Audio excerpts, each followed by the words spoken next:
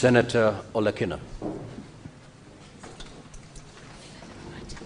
Thank you, Mr. Speaker. Let me begin by congratulating the newly appointed Cabinet Secretary. I was with her in Narok last week, or is it 2 weeks ago? And my question to you, knowing that you're the new kid on the block, and women demands a lot from you. I've listened to the questions asked by my colleagues on this issue of women being able to borrow money, access to that money.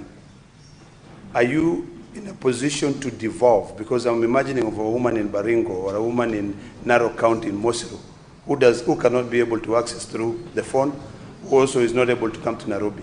How is that woman going to know that there is money that she can be able to apply, either individually or through a group? Thank you, Mr. Speaker. Honorable CS, you may proceed to respond.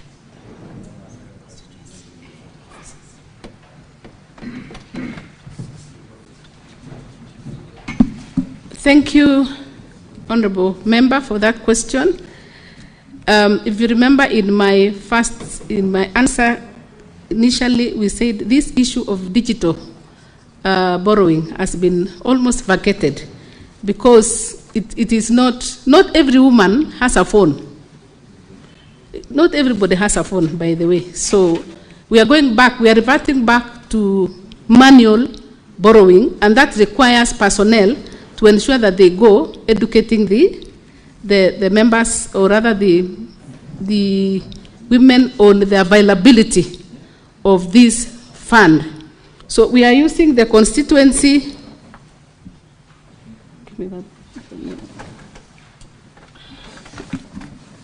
We have officers at the constituency level who are tasked with that role of ensuring that they educate the members on the availability of that fund. And when we talk about constituencies, that is where they are. And we have an officer who is actually educating them at that level. Then that information, with time, maybe progressively, with time it will reach out to them. And we shall also be making a follow-up to ensure that we don't just speak, but we ensure that we also get the reports from the constituency level on how many people, how much publicity has been made to our clients then. Thank you very much. Thank you, Honorable CS. I will now allow the Senator for Kisumu, the Honorable Professor Tom Ojenda, to ask question number 76. Honorable Senator, you may proceed. Thank you, Mr. Speaker. Today I want to ask a question from this desk. Mr. Speaker, to the CS Gender, Culture and Arts and Heritage, I wish to ask question number 76. CS, what factors have been identified as the major causes of the recent surge in gender-based violence cases, including the alarming rise in femicide incidents, which reached at least 170 cases in 2024, a 79% increase compared to 2023? Part two, what institutional challenges currently hinder the effective enforcement, enforcement of GBV-related laws, and what systemic reforms are being implemented to strengthen the capacity of law enforcement agencies and the judiciary in handling gender-based violence and femicide cases? So, Speaker, part three is, could the Cabinet Secretary provide data on the prosecution and conviction rates for GBV and femicide cases in Kenya over the past 5 years, and indicate whether there are plans to establish GBV courts to expedite and sensitively handle these cases? Part D, what is the current status of the implementation of the Protection Against Domestic Violence Act and the national policy on prevention and response to gender-based violence? And could the CS provide an audit or evaluation of their effectiveness? Lastly, could the Cabinet Secretary provide a status report on the availability accessibility and distribution of safe shelters, psychosocial support services, and legal aid mechanisms for gender-based violence survivors across the 47 countries. Thank you, Mr. Speaker. Honorable CS, you may now respond.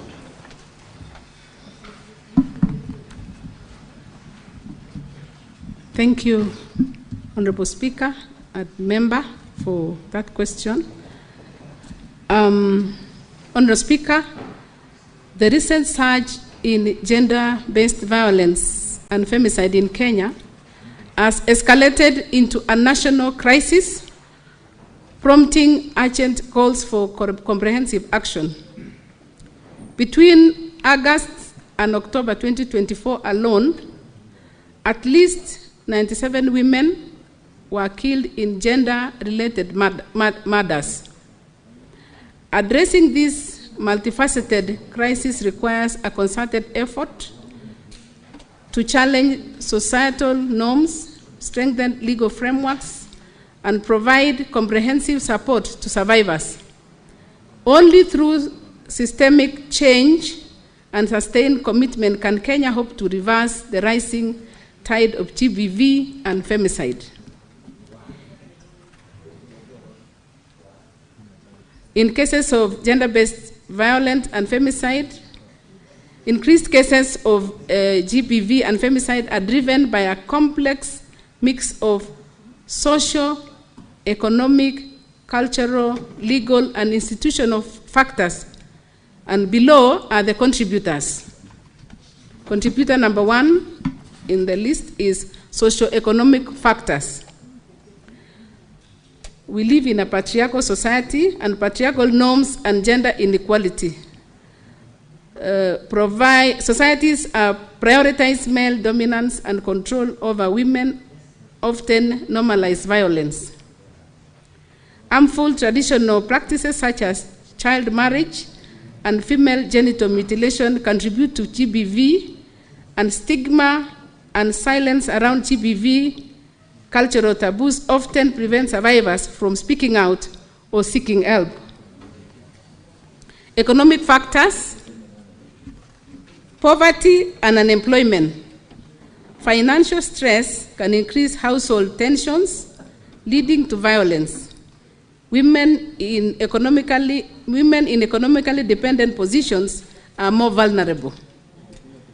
And economic disempowerment of women limits women's ability to leave abusive relationships or report violence. Legal and institutional gaps. Weak enforcement of GBV laws. Perpetrators often go unpunished due to corruption, poor policing, or lack of evidence. Inadequate protection mechanisms, lack of shelters, limited legal aid, and psychosocial support services, which are wanting. Slow justice systems. Survivors may be discouraged from pursuing cases due to delays or traumatizing processes. Political and conflict-related factors. Insecurity and conflict. During war or political unrest, GBV is often used as a weapon or becomes more prevalent due to breakdown of laws and order and inadequate political support in some devolved units. Media technology. There is normalization of violence in the media. Exposure to violent content can desensitize audiences or perpetuate harmful gender norms. Cyberbullying and online harassment. Social media has become a new frontier for GBV, especially against women in public life. Alcohol and substance abuse. Increased use of alcohol and drug abuse are linked to impulsivity and aggression, often escalating violent behavior at homes and in public spaces. The B of that question is, what